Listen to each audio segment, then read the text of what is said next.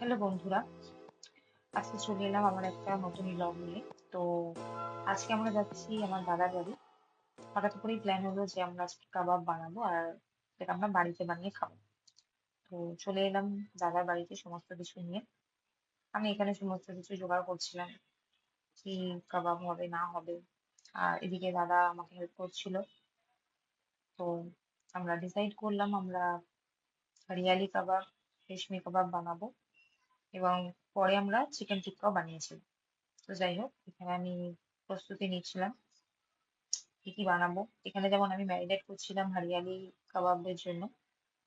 তারপর আমার রসুনটা ছুলতে গিয়ে কোনো প্রবলেম হচ্ছিল, যেহেতু আমার হাতে নেল এক্সটেনশন করা ছিল। তো যাই হোক, আমি আস্তে আস্তে যেভাবে যতটুকু পারছিলাম করছিলাম।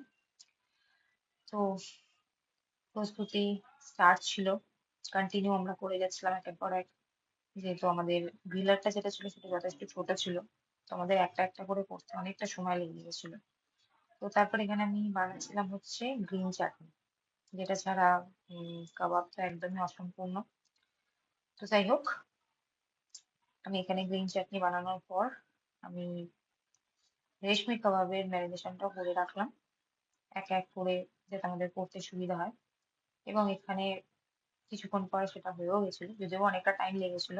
ভিডিওতে তো অত লেন্দি করা পসিবল না। তো যাই হোক, এটা আমি নিচ্ছিলাম হচ্ছে বাড়ির জন্য, যেহেতু মা বাবা আসেনি দাদার বাড়িতে। তো সেই কারণে আমি ওদের জন্য প্যাক করে আলাদা করে সরিয়ে রাখছিলাম। তারপর আমরা নিজেদের জন্য সার্ভ করে নিয়েছিলাম। আর এই হচ্ছে ফাইনালি, দেখতে খুব ভালো যতটা লাগছিল, খেতে বেশ টেস্টি হয়েছিল। তোমরাও জানিও যে কেমন হয়েছে, এবং কারোর যদি রেসিপি লাগে যে আমি ইজি ভাবে কিভাবে করেছিলাম, তো তারা আমাকে কমেন্ট করতে পারে। তো তারপর আমি অনেকগুলো কালারফুল ক্যান্ডেল নিয়ে গেছিলাম, প্রচুর রকমের কালার ছিল। তো সেগুলোই আমি বাড়ির আশেপাশে দিচ্ছিলাম। আমার বেশ ভালো লাগে এরকম প্রদীপ বা মোমবাতি দিতে। তো আমি সেটাই করছিলাম। একে একে সমস্ত প্রদীপ আমি সারা বাড়ির মধ্যে দিয়ে দিলাম। এবং আজকের ব্লগটা এইটুকুই।